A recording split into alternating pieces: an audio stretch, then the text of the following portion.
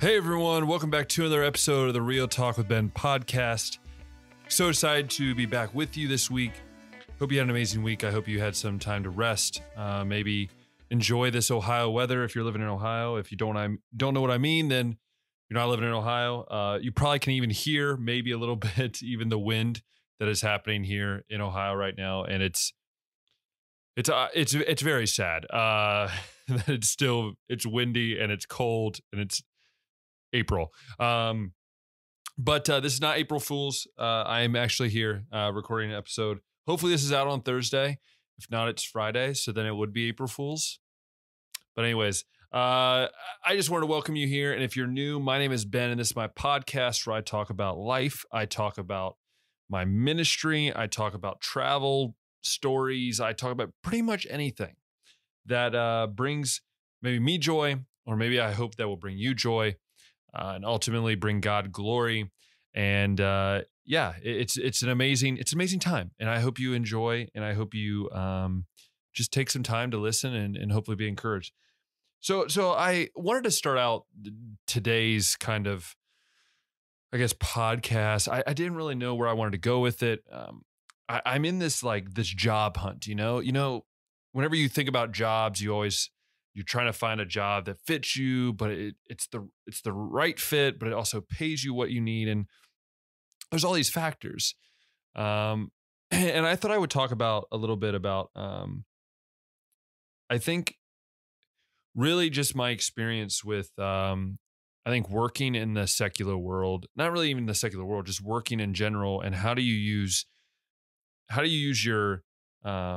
your faith in Christ, and how do you implement that into a way that can glorify him, but then also it can encourage others. And it might not be maybe sharing that testimony with your coworker all the time, but maybe it's just the way you act and the way you react to certain things.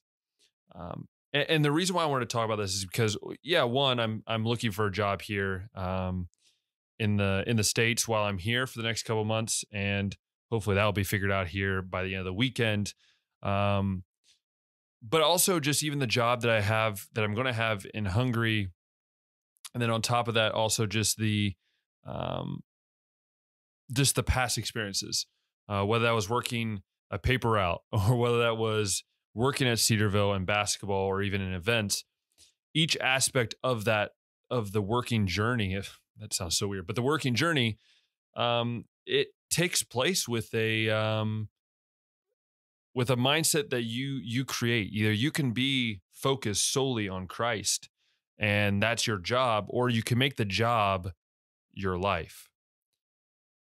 And I think that's where I've really kind of, I guess, wanted to relook at my own life and think about why do I take a job? Why do I decide to work at this place over this place, when maybe the other place pays more, or maybe the other place has a better staff that I could work with?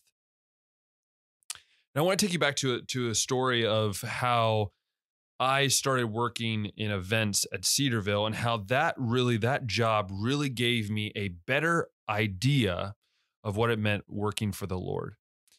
So as many of you know, and I think I've mentioned this on the podcast many times, I worked with basketball. I was a student assistant coach. I did pretty much anything and everything that you could think of that a coach would either not necessarily want to do or even didn't have time to do it, right? So that meant my freshman year, I was just filming. I literally filmed most practices, most games, and it was tedious and it was tiring. And And then sophomore year, obviously changed the way I did things. Stats was really where I was at. And then junior year was on the bench and did more things like that. Now, this goes nothing to say if it was bad, if it was a bad experience, or if I didn't like it. In general, I loved my time with the basketball program. I loved traveling. I loved, I got to go to Italy. I got to do so many amazing things. I got to learn so much about the game of basketball, learn how to manage and players and things like that. But I think I soon realized during my junior year, this was also the same year my grandpa passed away and a lot of other things were happening, that my joy for the game was not at a point when I wanted to continue, right? I was around a bunch of Christian guys. I was around a bunch of Christian coaches. And it was great. It was fun. But I don't think I was wanting to give 100%. And I remember telling myself, I'm never willing to give 100%. Then why am I in that job? I need to move on. And I remember when I was going in to tell coach, he kind of looked at me and said, I've seen this for a while. Like, you've kind of lost the edge. And most of the guys that knew me knew I was just a fun loving, loved to have fun, loved the game of basketball, wanted to be always a part of it. But coach was seeing it. Coach could see that the pull was away for where I wanted to be. And at this time, I didn't know what I would do. I went in to resign, not having anything lined up. I didn't know if I was going to be working the next school year, if I was just going to be doing my senior year of school, and that was it. But I think that was the moment when I realized that in order to find the right place, I had to rely on God. It wasn't about me trying to find the right fit, the right people. What's going to be the most pain? Because if I've learned anything of my own parents, it's you do what you can for your family and what you love to do. And they've always encouraged me to do what I love to do. And I knew I loved people, and I knew I loved being around Cedarville. I loved the people of Cedarville, the mentality of Cedarville, the joy of Cedarville. And I wanted to continue that. I didn't want to have to go work in a burger shop. I didn't want to have to go do something in maintenance that I didn't really enjoy. And so I remember I had resigned. The very next day I was going in for an interview for, at that time it was called SCAB. I think it's called CAB this time. I know, terrible name.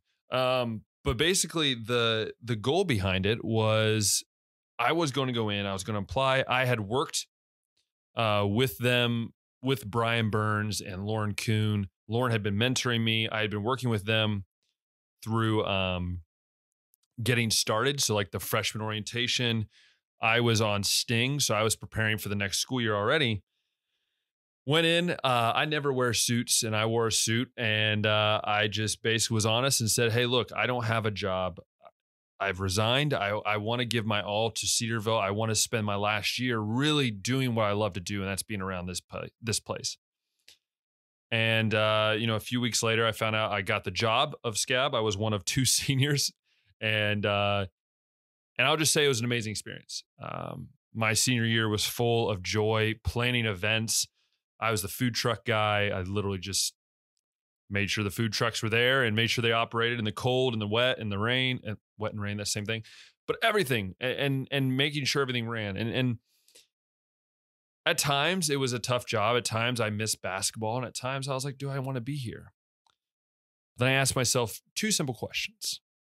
Question 1 was, am I doing it because I just want to be popular, or I want to have my just name out there? Or am I doing it because God has opened this door and I want to do it for his glory?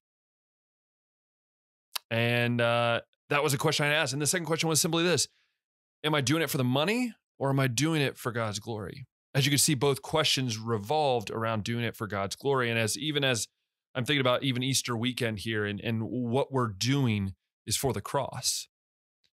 And I remember every time I would think those questions, I would remember that I was not doing this for myself. I was doing this for Christ. So no matter where we go in this world, God is going to take care of us. So as I was just answering these questions, I was realizing that when it comes to my profession, when it comes to just really learning about what it means to live for Christ in the work world, it's never about the money, or it's never about the people you're around. Because in reality, the next job I took was working at events in the summer, and then my missionary work and everything like that. You follow with what God opens the door for.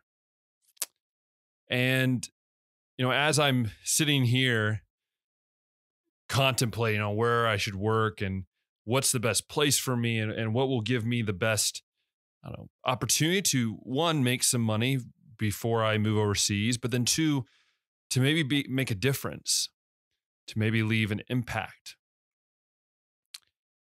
And I think that's where finding your focus is the most important. So you see, finding your focus is not just when you feel like it. It's not just when the job is like, oh man, getting paid $100,000 a year, or man, these group of people, like I just want to hang out with them all the time. Our focus should be on Christ, no matter if the job is the worst job in the world compared to any other job, or that job gives you many earthly blessings. Because in reality, no matter what the job entails, no matter what the job is, after we leave this earth, after we go to heaven, these things stay, these places stay. And if our mindset is not focused on how we live, what we do at work, what we say at work, then what's the real purpose? And I think the big reason why all this was hitting me is just thinking about Easter, thinking about how we celebrate Christmas so much, anyone from a non-believer to a believer, but we take Easter for granted. We take the story of the cross. We take the story of how Jesus said, it's all on me, where he died for our sins. And I started thinking about how we're here struggling to look for a job that fits what we would want, that we think we need. In reality, the only thing we ever need is Jesus. I've been reminded of that so frequently lately as I've come home from Europe and as I've come home from serving as a missionary. It's so easy to get caught up in the world of sin that we live in. And it's so easy to forget about Christ. It's so easy to sit back and just accept what the world tells you to believe. And so as I was thinking about this job, I'm trying to use these different things like, oh, this would work, this. But if I sat back and said, God, what do you want? God, do you want me to work at this place, even though it's going to be harder maybe on my body? Maybe it's going to be a little harder to deal with certain people, but maybe it's going to be the opportunity to be a ministry. I remember on one of my last podcast episodes in Hungary, I promised that I said that I wanted to live out what I've been living the past year in America. It's been hard to get back into the swing of things here, but this is, I believe, the fence line. On the other side of that fence line is spending time with friends and family and doing ministry. And also on the other fence line is a job that I can be a difference with Christ as the focus. So I don't know where you are. And again, this is a shorter podcast episode, but my heart has just really been aching for people that say they're Christians, and I have no right to judge their heart. I have no idea what their heart is, but I know that they claim to be Christians. And my question always to them is simply this: if you are a Christian, then put aside some of the worldly desires and put in front living for Christ. And if someone would ask me why I take a certain job or why I decided to teach in Hungary, yeah, it's a teaching job. It's what I've trained to do. But it's because I truly felt walking in there that, you know what, this is a place that I can do ministry. This is a place that God has opened the door for me to walk into and me to better and further his kingdom. I always wonder sometimes how one can believe certain things that this world gives you when your truth is right there in the Bible. And so I hope and I pray that you will consider those things. You will consider those questions of why am I doing this? Or even why am I trying to do this? Because if the goal for you is just to make a lot of money, then you know what? That's between you and God. If the goal for you is to be popular, that's between you and God. But I hope in the bottom of my heart that the goal of you taking a job or going somewhere, or even this weekend, as you look at Easter, you take it and you say, this is for God's glory. That's the only thing that matters. Because friends, we are celebrating this weekend, the greatest gift that any of us were ever given. That is Christ dying on the cross, not only dying on the cross for our sins, but that 3 days later, he walked out of that grave. That was for you and for me, and we can never, ever repay it because we don't have to. God says, this is for you. Now take it. And as I think about that, my heart is heavy. As I think about that, it's hard to believe that a guy like me deserved that free gift. So I pray that each and every one of you, no matter what job you take in this world, no matter where God takes you in this world, that you do not forget where you come from and not what God has done. And you don't forget what God has done for you, because God has done amazing things in each and every one of our lives. And sometimes we refuse to see it, but he's done it over and over again. He has done that for you and for me, and I shall never forget that. So as I finish up here, I want to finish you with this. This weekend, it's a big weekend for all of us as we celebrate Christ's death and resurrection. Talk to that friend, talk to that coworker at work. Invite them to come with you to church. If you're in my area, come to church with me. But take the opportunity to celebrate Christ and what he's done for us. And as you're looking at your job, maybe you've gotten your job because of you wanted money or you wanted fame or whatever you want to do, and you're realizing that's probably not the reason I should get into it. Then look at your job and say, how can I change inside of this job?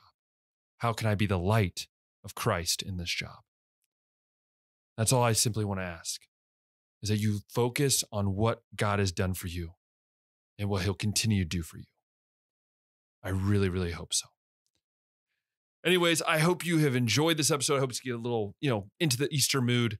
But if you've loved this episode, and if you're listening on Spotify or Apple Podcasts, make sure you like it. Make sure you put that in your categories to listen to in the car or wherever. And if you're on YouTube, hit that big thumbs up button, hit that subscribe button, hit that notification bell. That'll allow you to see all my videos are coming out. Hopefully I have more videos coming out soon. Hopefully. But hopefully you'll do that for me. That would really appreciate it. I will really appreciate it. There we go. And once again, I'll remind you this: we serve an amazing God, that he is faithful, and you can trust him. And as always, we'll talk next time.